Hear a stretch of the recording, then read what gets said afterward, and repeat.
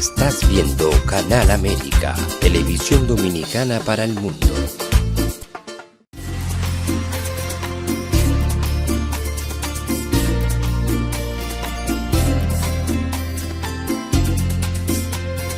A Time for Truth show is sponsored by the Office of Dr. Bernard Fialkoff, a periodontal, dental implant and laser specialist in New York City, for over 40 years. Dr. Fialkoff was honored by the International College of Dentists and Pierre Fauchard, and received the Presidential Lifetime Humanitarian Honor from the White House. Call us at 718-229-3838. Sometimes life can be so damn hard. You don't know where to go. Everything keeps falling apart. Yeah. You try to do your best, but only God knows that you've given everything you've got, but the world takes you down. You just keep moving on. Let your fears. Welcome to A Time for Truth show. It's a pleasure to welcome you back with us again. I'm your host, Dr. Bernard Fialkoff. And when we lose a loved one, when we grow through grief, strife, and we realize that why didn't we take the time? Remorse, grief, suffering. It's part of life, but it's great when we can avoid it, just have happiness, success, prosperity.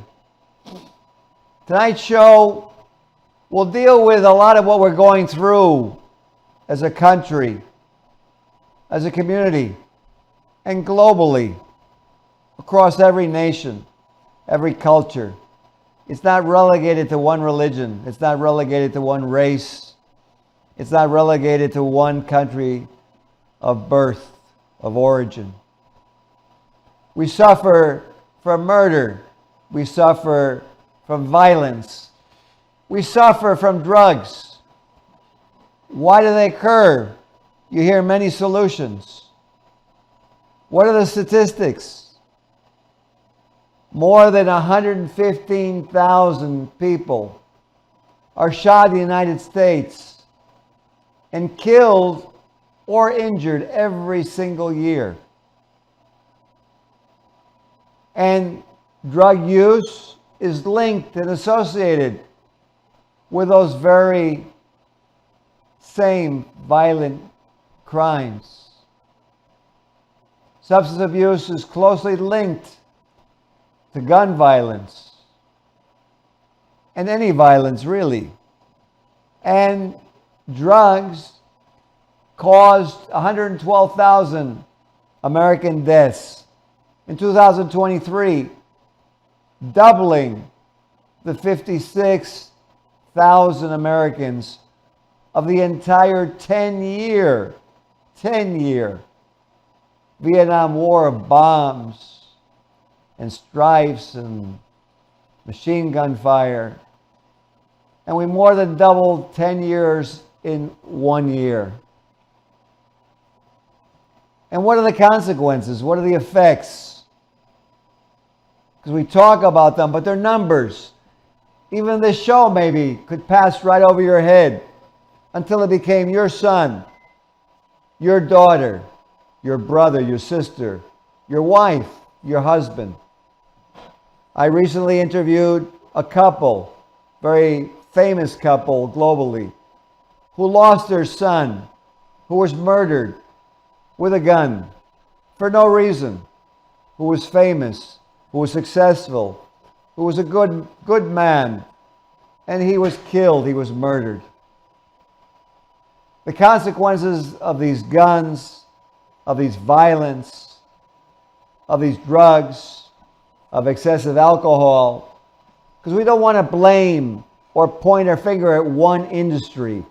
It's really not true. Life is not such a simplistic formula. It's complicated. There are many factors in life.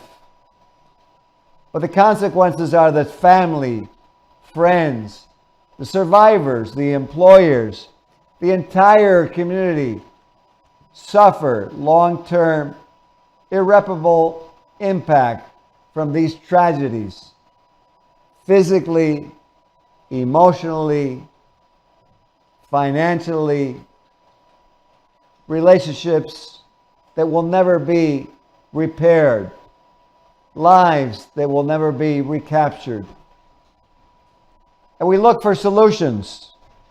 And sometimes we point fingers at specific industries, which I won't mention, because this is not a show of making wrong, but a show of opportunity, a show of what we can actually do. So let's first take a look at what creates happiness, because I think we would all agree that where we have happiness, we don't have drugs, alcohol, violence, murder, disaster, war, explosions, terrorism. So let's look, engineer, at the first video, and let's play the happiness video from a foundation called The Way to Happiness. Let's play the first video, please, engineer. Happiness. True joy and happiness are valuable. If one does not survive, no joy and no happiness are obtainable. Trying to survive in a chaotic, dishonest, and generally immoral society is difficult. Any individual or group seeks to obtain from life what pleasure and freedom from pain that they can. Your own survival can be threatened by the bad actions of others around you. Your own happiness can be turned to tragedy and sorrow by the dishonesty and misconduct of others. I am sure you can think of instances of this actually happening. Such wrongs reduce one's survival and impair one's happiness. You are important to other people. You are listened to. You can influence others. The happiness or unhappiness of others you could name is important to you. Without too much trouble, using this book, you can help them survive and lead happier lives.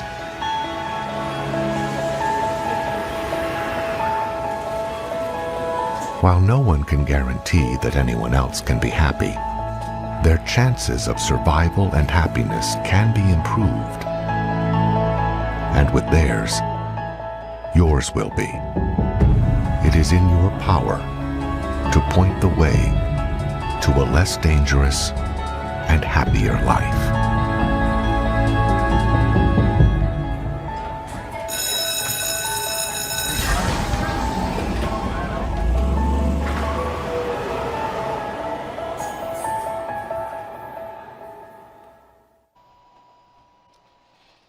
So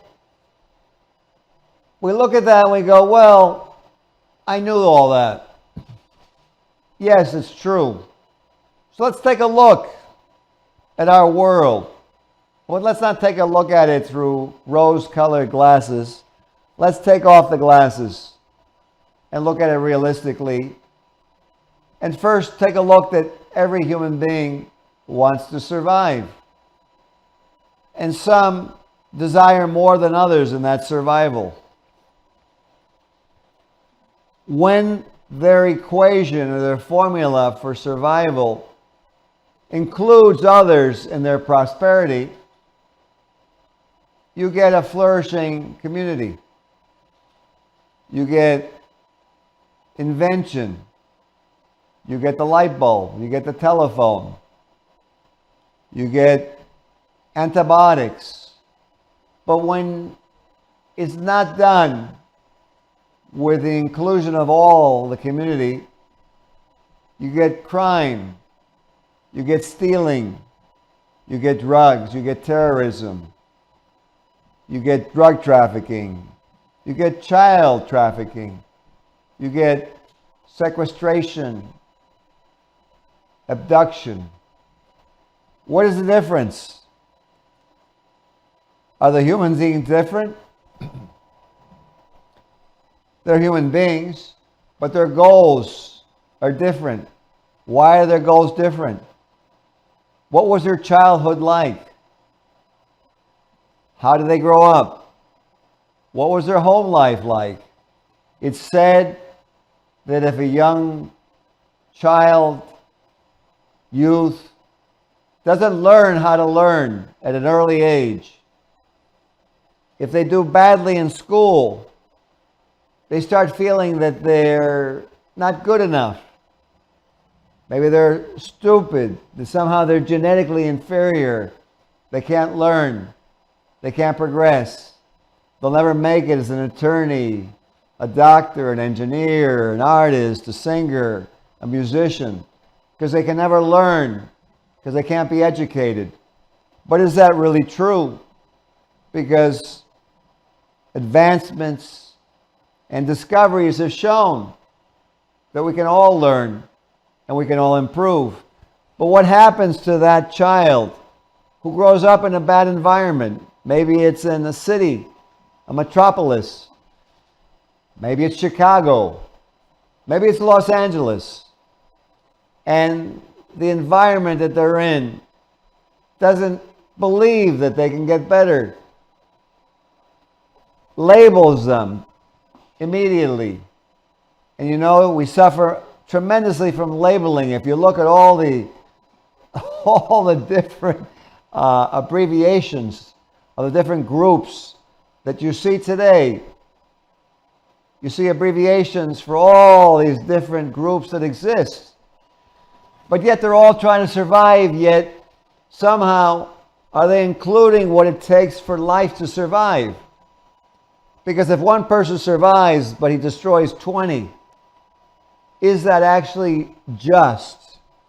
Is it someone's right to survive at the expense of the many? And we're not talking about a mob or a gang and a person trying to defend themselves. We're talking about a global community of mankind and not wanting to have a virus invented by, let's say, even 1,000 or 10,000 that would destroy 7 to 8 billion. That's what we're talking about. We're talking about common sense. We're talking about that, sure, we all would like to live a prosperous life. We all would like to have economic ability. But does that economic ability come at the fate of dishonesty, of a product being sold that doesn't work, of a product being sold or done or performed that wasn't necessary? How many would want something done that wasn't necessary? I don't think that any of us would, which goes back to the golden rule of do unto others that you would have them do unto you. But let's take a look at someone who's already had problems in their family life, who grew up in a community that maybe didn't have parks. Maybe there wasn't job opportunity. Maybe the educational system in those schools wasn't of a high level. Maybe it was poor, not as a judgment, but just as a reality. Maybe the way they grew up in their family structure, the father was absent or the mother was absent. Or they were both working because they didn't have the means of supporting their family. And not that they were bad parents, but just they didn't have the ability to be home with their children. So who was raising their children? And then we say, well, we blame the parents, but if the parents were working, weren't they working to pay the rent, to pay the grocery bills? I think most people would admit that grocery bills have gone up tremendously in the last year. So sometimes we're faced by that and lives go wrong. And we go through situations which cause obsessiveness, which causes depression, which causes repression, which causes compulsions. And we lose ourselves. We start not being in the moment anymore. It's not a simple fact of going for a walk, of taking a vacation, of eating the good food, of looking at nature. It's gone too far. So I'll present something to you, an engineer, if you get the next video ready.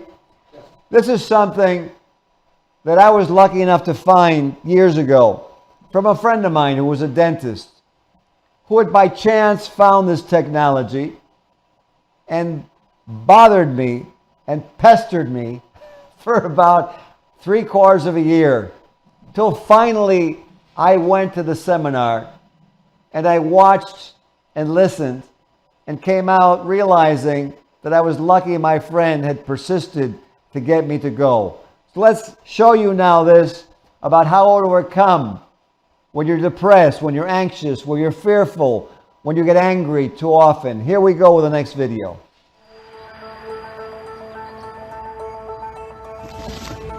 Do you know someone who has never fully recovered from a serious loss in life? Or a traumatic experience? And in your own day-to-day life, do you sometimes experience self-doubts, negative thoughts, unreasonable fears, upsets, or irrational behavior? The painful experiences of our past clearly have an effect upon our present behavior. But to what degree and why? What causes the mind to depart from rational thought or behavior? That is the subject of Dianetics. Every moment of your life, your mind is recording everything that's happening to you. Every sight, every sound, every taste, smell, pain, emotion, touch, everything. These recordings form what is called the time track, a consecutive record of all the experiences accumulated throughout your existence. Your mind uses this information to make decisions and solve problems relating to your survival. The better its decisions, the better you survive. Most of this data is stored in your analytical mind, that part of your mind that thinks, remembers, and calculates. But some of your experiences are not recorded into those analytical memory banks. It is the discovery of Dianetics that all of your painful experiences are stored in a previously unknown part of the mind. It's called the reactive mind, and it throws those experiences back at you in an irrational attempt to get you to avoid the same painful thing from happening to you again. Here's a simple and common example. At some point, you've probably gotten sick from eating tainted food. Later in life, if you see or smell or possibly even think about that particular food again, you start to feel a little nauseous. Now, you know that logically, the mere sight or smell or thought of a food can't physically make your body ill, because you haven't actually eaten it again. And yet you're experiencing the same sick feeling you had before. This is your reactive mind, making you re-experience the same perceptions it recorded in that earlier incident, in a crude attempt to protect you from what it believes is a dangerous situation. It reacts solely on a stimulus-response basis and below your awareness. The painful experiences hidden in your reactive mind are the cause of your fears, insecurities, negative thoughts, unwanted emotions, and irrational behavior. You have been accumulating these deeply buried experiences throughout your existence. In fact, the most damaging among them occurred before you were born. Dianetics reveals how these negative experiences are stored and contains a technology to free yourself from them. What would life be like if all of the pain you've experienced no longer affected your abilities, emotions, and behavior? You would think and behave rationally, making the best possible decisions relating to your survival. You would be able to utilize your imagination and creativity to their fullest. You would be confident, more intelligent, and productive, and happier. You would be yourself, free to enjoy life and reach your full potential. In short, your mind would be clear. That is the goal of Dianetics. People achieve this state every day, and so can you.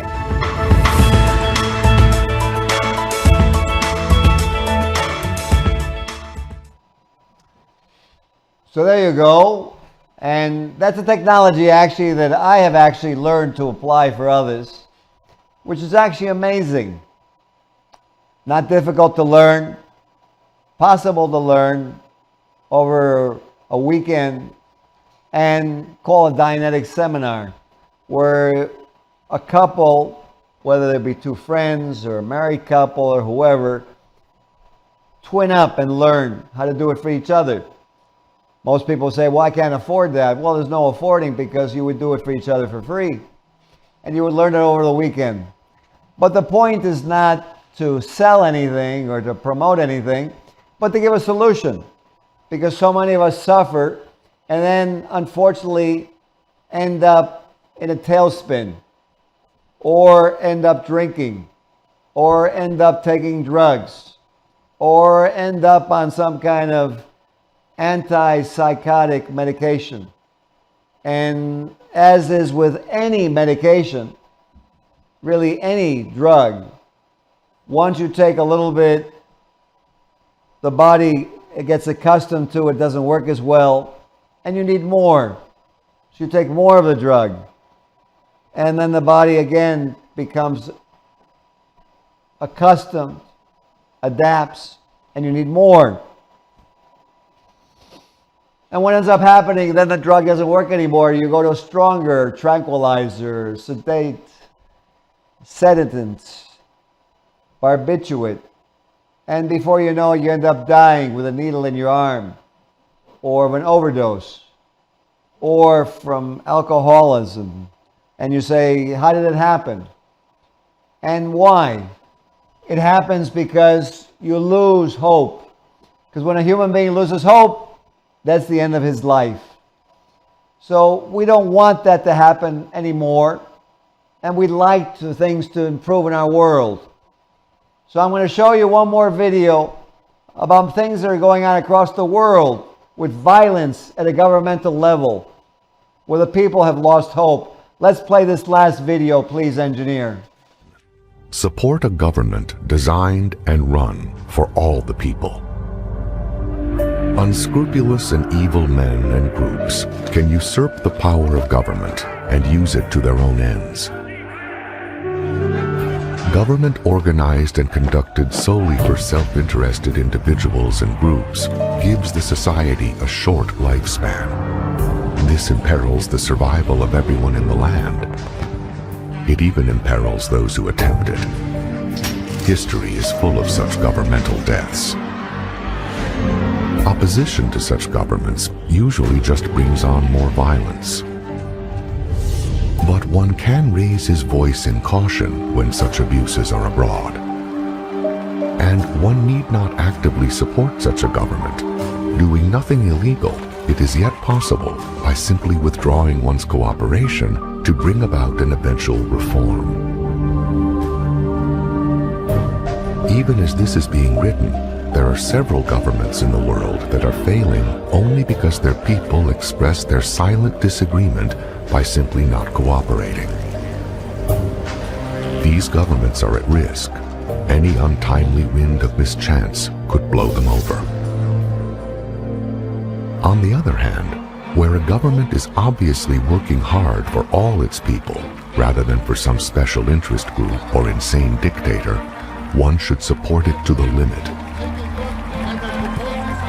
There is a subject called government. In schools, they mostly teach civics, which is merely how the current organization is put together. The real subject, government, goes under various headings: political economy, political philosophy, political power, etc. The whole subject of government and how to govern can be quite precise, almost a technical science. If one is interested in having a better government, one that does not cause trouble, one should suggest it be taught at earlier ages in schools. One can also read up on it. It is not a very difficult subject if you look up the big words. It is, after all, the people and their own opinion leaders who sweat and fight and bleed for their country. A government cannot bleed. It cannot even smile. It is just an idea men have. It is the individual person who is alive, you. The way to happiness is hard to travel when shadowed with the oppression of tyranny. A benign government, designed and run for all the people, has been known to smooth the way. When such occurs, it deserves support.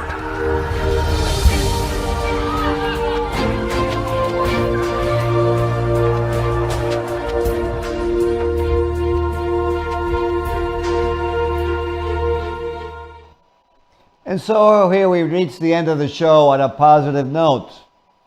I'm sure you can think of many places in our world where we'd like to see a positive note. During World War I, the soldiers on each side, when they died, on all their belt buckles had something written, said, "God mittens, God is with us." But interesting enough, both sides on their belt buckles had "God is with us." It's time that humanity realizes that war leads to death. Some people make money off of all the machinery and explosives, but mankind loses. Nature loses. The earth loses. The atmosphere is polluted, and in today's climate could never recover from a nuclear bomb, a magna bomb, a magnetic bomb, insane developments of all different types of weaponry, biologic bombs, warfare. It's time for mankind to wake up. I hope you found this show of use to you. You can find The Way to Happiness at thewaytohappiness.org. You can find Dianetics at dianetics.org. You can visit your own church, synagogue, mosque. All religions espouse the freeing of mankind, the belief in a higher entity, God. We all come from different walks of life. We all have different color skin. We all have different beliefs that we're entitled to. Together, as mankind, look at what we've achieved on our planet. It's time that we eliminated the hatred and realized the opportunity. I hope this show has helped you, has served you well. May the leaders of the world realize that the greatest wealth that they will have when they pass away is their legacy of having helped their fellow man. That when they too come to die and they look back at what they've done, their greatest joy will be having helped their societies. The pause is deliberate. The choice is ours. I hope you found this show of use. We'll see you on the next episode of A Time for Truth show. Be well. This show was sponsored by A Time for Truth Foundation Incorporated as a community service. Sometimes life can be so damn hard. You don't know where to go. Everything keeps falling apart. Yeah. You try to do your best, but only God knows that you've given everything you've got, but the world takes you down. You just keep moving on. Let your feet